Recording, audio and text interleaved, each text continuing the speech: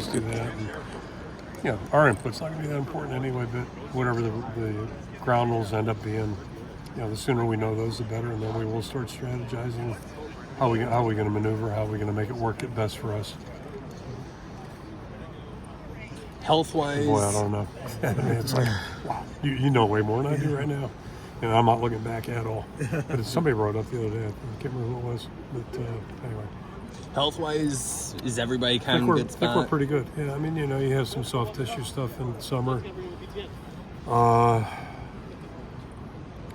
nothing I'm expecting to be a big challenge next week.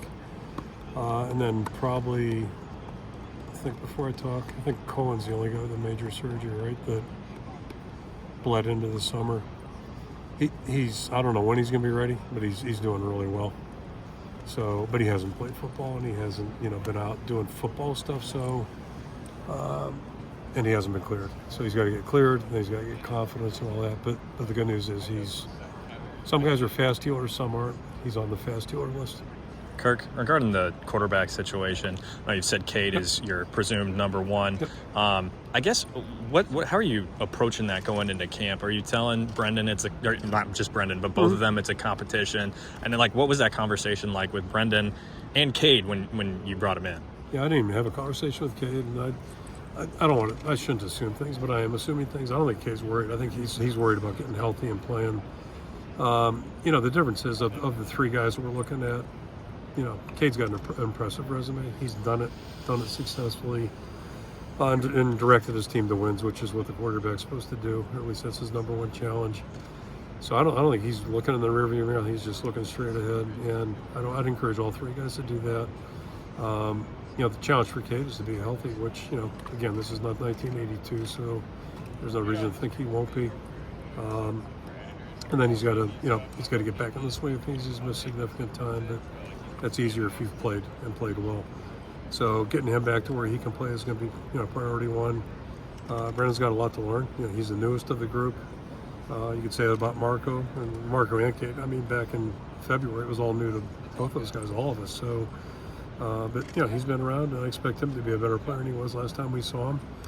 And then, anxious to see how Brendan fits in. But it's a good room. All three of those guys are great guys, and they're competitive guys, and they're all going to compete, and that's good for our football team, and it's going to be that way to every position. They'll all hear that from me next Tuesday night. There's no incumbents. There's no incumbents. Just talking to some of the opposing players, they all point out the pink lockers. They're still there. They're still there. I mean, I want to go on record. We have one of the nicest visiting locker rooms. I wish all the visiting locker rooms are that nice. I mean, we have nice locker rooms. I don't know how many showers we have at work. That ought to be a league rule that you ought to have at least one shower that has full throttle. But that's pipe dream. So nobody should complain. I mean, we got one of the nicest. It's very spacious. Kirk, is Aiden Hall still with you guys? No, Aiden has decided he's not going to play anymore. So hopefully he's going to stay in school. I think he's still trying to figure that out. Any other players that you see stepping away? Not that I'm aware of. Yeah. And don't anticipate, but we'll see. On the depth chart today, a couple of things stood out. Mm-hmm. I mean, Bo Stevens is the number one left guard. Do you feel like he's the front runner at this point there? We'll see. I said earlier, we had, in my mind, we might have 7 guys that are capable of starting, which would be great. I hope that's a true statement 3 weeks from now, 4 weeks from now. And then next thing is, what are the best pieces and where do they fit best? And, Nick's obviously a swing guy. He has started at tackle and guard. This spring he worked exclusively tackle because, we had dunk out. So I think we got some flexibility, and we'd like to try to figure that out as soon as possible. But, the good news is I think we've got some flexibility, and, we'll just figure out who's playing the best and get them in there. But, I wouldn't want to handicap it right now. Yeah, top of the depth chart, receiver too is interesting because with Bowie, who's never played before, and Seth Anderson, who's been hurt. He's been hurt, yeah. So, I mean, is that a reflection of concern at receiver, or is that like, I really like these guys? I actually have a good feeling about the room right now, but it's got to play.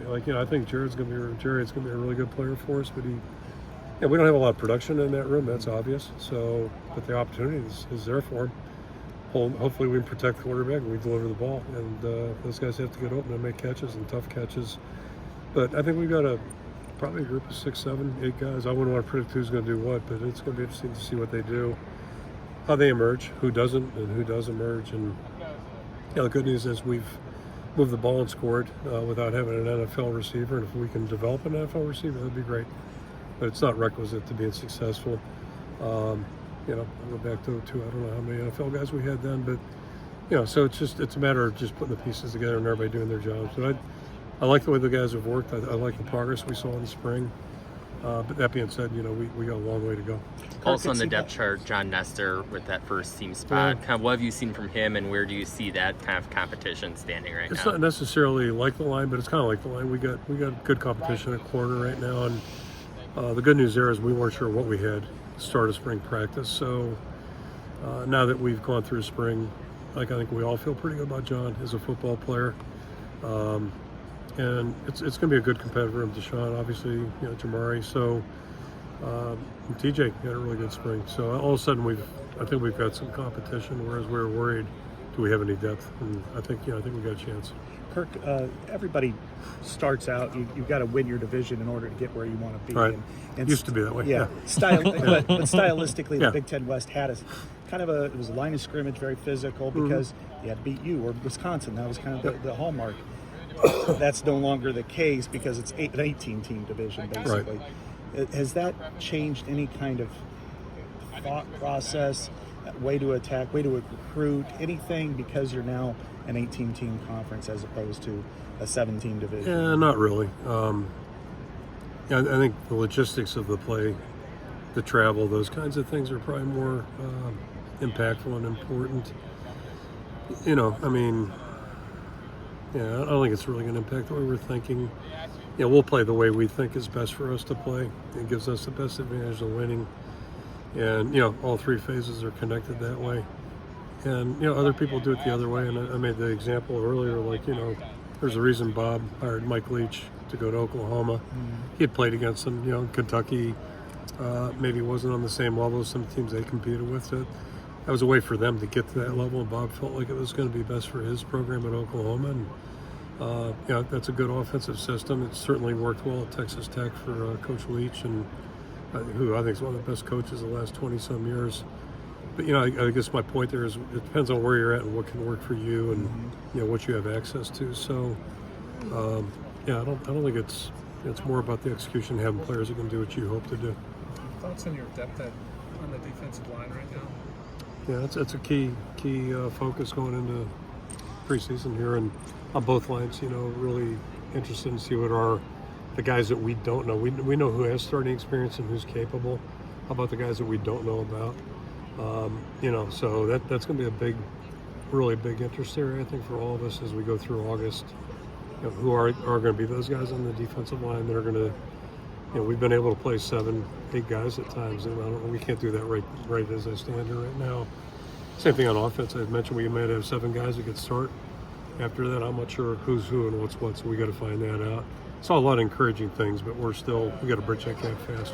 It appears that defensive end looks solid, whereas D tackle is more of a question mark. Would you agree with that?